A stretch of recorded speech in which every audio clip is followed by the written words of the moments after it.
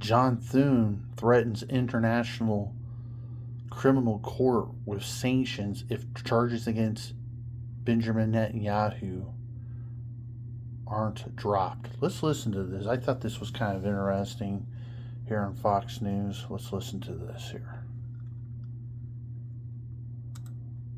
Arkansas Senator Tom Cotton is the incoming Republican conference chairman, and I've got, first of all, congratulations to you on that. There are three topics, and no one better to do all three in the time that we have. Here is Speaker Johnson on Fox News Sunday about recess appointments. I wish the Senate would simply do its job of advice and consent and allow the president to put the persons in his cabinet of his choosing. But if this thing bogs down, it would be a great detriment to the country. I am very hopeful that the Senate will do its job, and that is provide its advice and consent and move these nominees along. They have an obligation to do a vetting of every nominee, and they will.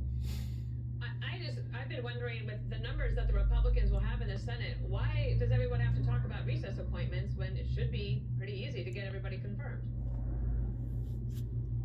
Well, that's exactly right, Dana. Once again, the left doesn't seem to have learned anything from the campaign or really the last 8 years. Keeping this camera in the middle is not easy. Practice, which is in the Constitution itself. And recess appointments go back to the beginning of our republic. But I don't foresee it. Okay, boom. You heard it from the guy's mouth himself, Tom Cotton. I actually take a different perspective on this. And I'm not saying Fox News is suggesting opposite of this. It seems like to me they are. I want the United States Senate to advise and dissent. I don't want them to just pass Donald Trump appointees for his administration just because he's pressuring them. I want them to do their job. The reason why America lives in a post-constitution country today is because the Senate doesn't do its job. And Senator Cotton's right. Back in the day, in the 1700s, reassessed appointments did happen, but times are different, right? It happened back then because a lot of times these guys were working on their farms and they couldn't make it back to the Capitol for votes. And so you had this part of the United States Constitution, this recess appointments happen. That's not the case today. And times are a lot different now, right? Most of these guys spend half the year in D.C. Some of them live there full time and only go home to see their families and stuff on the holidays. It's different. My point is, if you're going to be there, then don't just... Look, I'm not talking about don't be fast. Yeah, be quick. Okay, because you do have the majority in both chambers, both houses. But do your job. Don't just reassess and appoint people because Donald Trump wants you to.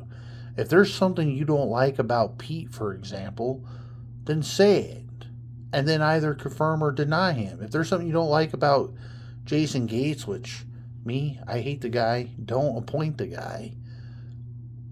Don't just rush it through, because if they set the precedent right now and do this, then the Democrats will abuse the Constitution next election when they win. Don't be idiots. Do the right thing every time. Not sometime, not half a time, not part-time. Do the constitutional correct thing every time. If you do that, then we can get back to having what's supposed to be of our Constitution. All right, let's let him finish talk. I want to talk about all three of these things to bring it up here. Need for recess appointments, because I expect the Senate to work promptly and efficiently to process all of these nominations and to put Donald Trump's cabinet in place. The new Senate will be sworn in on January 3rd. That's 17 days before the president is inaugurated on January 20th. We can have many of the confirmation hearings in that 17-day period. And then on January 20th, shortly after the president gives his inaugural address, he'll sign the formal papers to nominate all of these people to the cabinet positions, and then the Senate should start working promptly to process those nominees. I can tell you, Dana, you don't want to see my dance moves at inaugural ball, and you don't want to see many other senators' dance moves. We should be working that day to get those nominees confirmed, and that's what we should keep doing in the days ahead after the president's inaugurated. It's always freezing on Inauguration Day anyway. All right, I know that you support It's true. It got Senator cold here John in North Thune, Dakota. the majority leader for the Republicans, in his push to deal with the ICC, the International Criminal Court, who wants to go after Israelis. He said this: if the ICC and its prosecutor do not reverse their outrageous and unlawful actions to pursue arrest warrants against Israeli officials, the Senate should immediately pass sanctions legislation, as the House has done on a bipartisan basis. He was a little bit, but let me get your take on this. Why is it important? Should it be done right away? Yeah, Dana, absolutely. It's not just Senator Thune and I, but I think probably all Republicans and a lot of Democrats too. As you said, the House passed this bill months ago with more than 40 Democratic votes because the International Criminal Court is targeting Israeli officials, to include Prime Minister Netanyahu, for supposed war crimes when Israel is the victim of war crimes. This bill that I helped draft is based on an executive order that President Trump issued in his term. And again, it passed in a large bipartisan vote. Chuck Schumer could bring it up anytime. He could bring it up this week. Much better use of time than, say, confirming the head of the Office of Government Ethics, which we spent several hours on last week, because this court, which is acting in a rogue fashion, could issue these arrest warrants at any time. We shouldn't allow that to go forward without severe consequences against this kangaroo court and its rogue leader. And Okay, I got a lot to say here. We'll try to be fast, 'cause I don't want this to be a long video, but for those of you who just don't know history, because they're not teaching it in school, or you just weren't paying attention, or maybe you had really bad teachers, I don't know, whatever the reason is, the United Nations is something you learn in school, or used to. Okay, we've come a long way though. Holy shit. Okay, we've come a long way since the United Nations was first made, and essentially created by America, more specifically Britain and America, right? And there's 5 permanent members, if you don't recall correctly, if you don't remember. Let's see if I can remember them. It's the United States, Britain, France, if I remember correctly, China, or Russia and China. Okay, those are the 5 members, if I recall correctly. Today, it's grown into this massive conglomerate of every nation in the world is represented in it. But here's the thing. Like, let's just deal with Israel specifically. So they got these war crimes against the sitting president of Israel. One, the war crimes they're calling them genocide. This is what you hear a lot of confused Democrats in our own country always use this term. But it's not. What Israel is doing is not genocide. As a matter of fact, it's opposite of the definition of genocide, which is the intent to murder people. In other words, you are going out of your way to exterminate a certain ethnicity of people. That's opposite of what's happening in Israel. When the real genocide is seen, we know what it is when you see it. Hitler was doing it to the Jews. The Jewish state is the only Jewish nation on the earth. We saw this in Yugoslavia, and was it in 1999? I think Yugoslavia was doing this to Kosovo. What they were doing is they were ethnic cleansing. They were going after the Albanians, if I remember correctly, and those Albanians, of course, were Muslim. And then you had the Orthodoxy, which were the non-Muslims. And what they were doing was systematically taking the minority and killing them. And Clinton, as he was leaving office, opened up a gigantic air campaign and bombed Yugoslavia into submission. Since then, that empire is broken up, and it's a bunch of individual countries today, but it still flares up to this day. My point is that was real genocide. They were going after a specific group of people to kill them. That's not what's happening in Israel. Israel kills civilians who are essentially used as shields by the terrorists inside their country. There is no country inside of Israel, right? They don't have a country. It's a big difference. And just because they're there doesn't mean you can hold out and not launch airstrikes on those targets.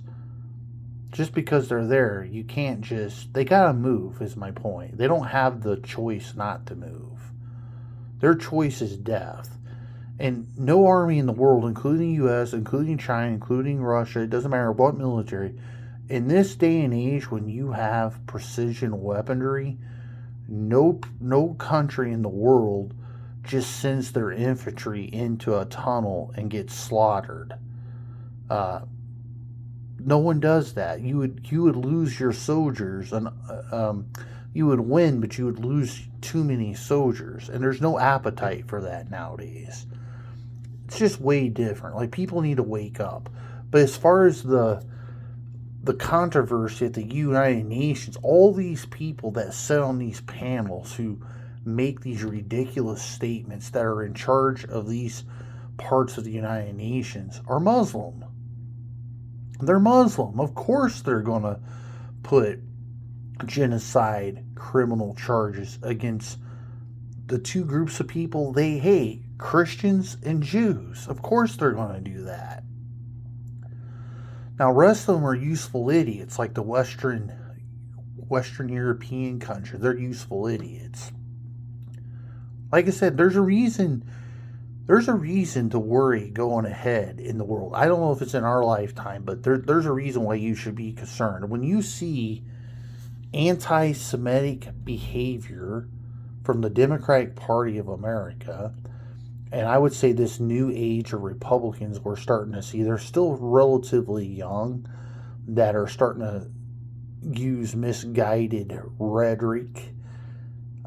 It's on the rise all across the world, and the Muslims have never not did it. And it's a joke. It's a kangaroo court. It's not. It's it doesn't. There's no representation.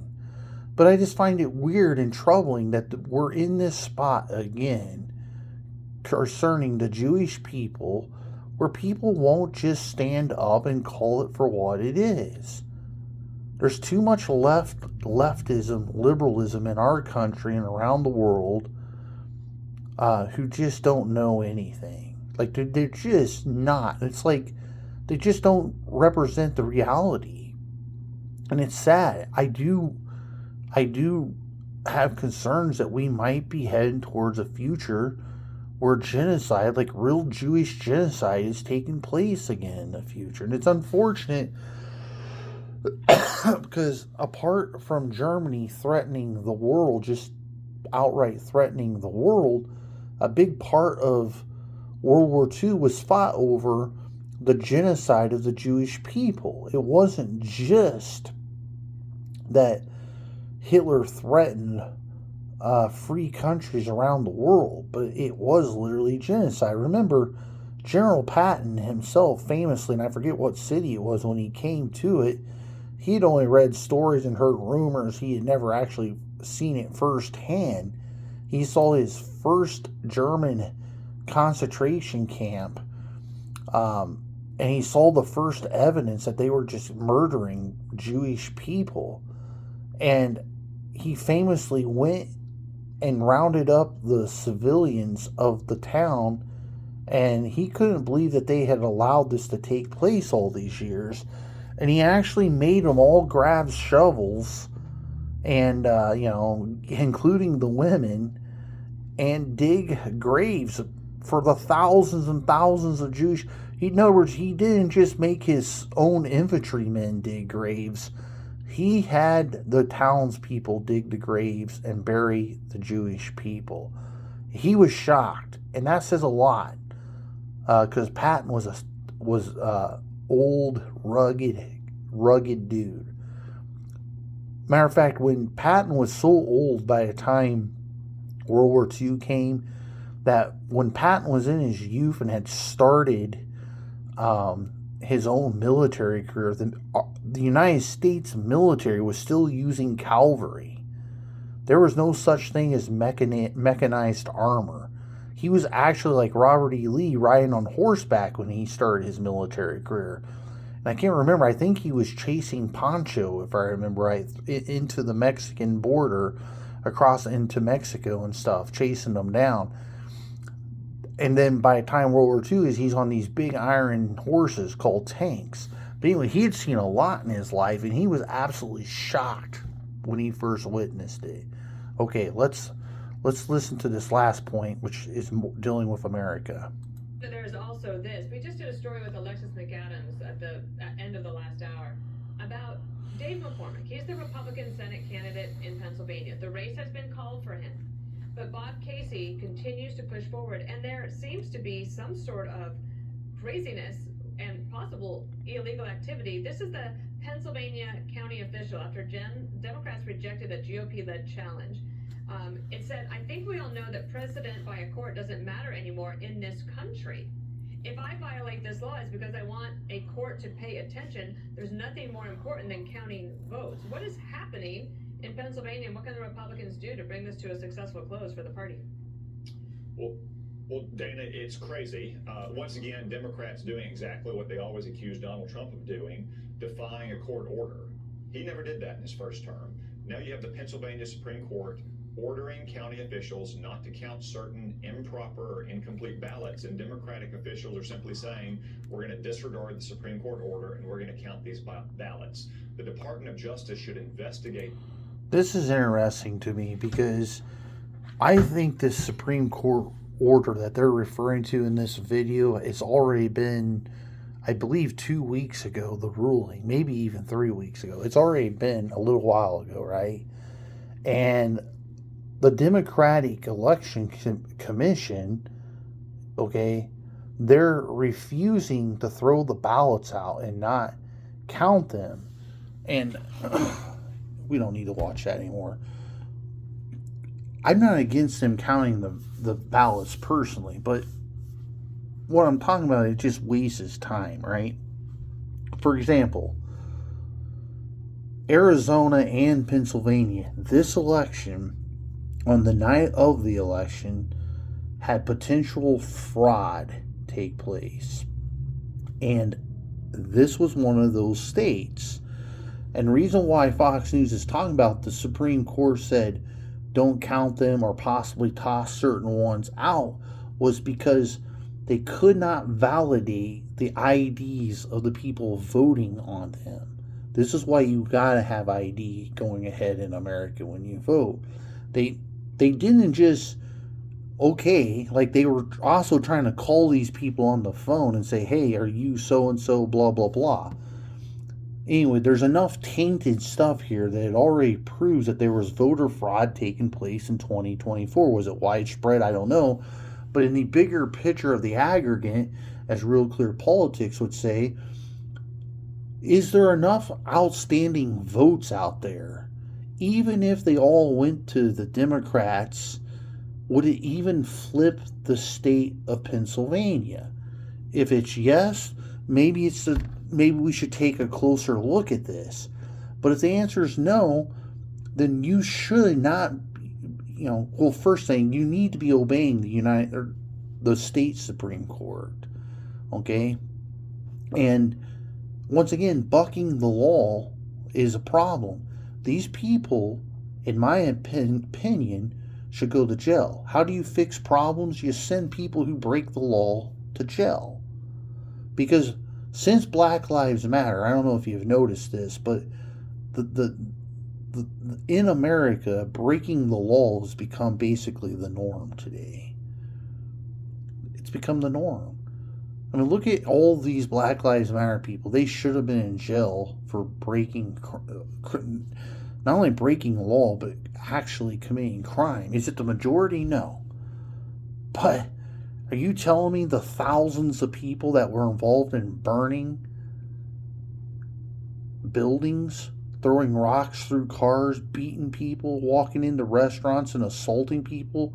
By the way, almost none of those people went to jail.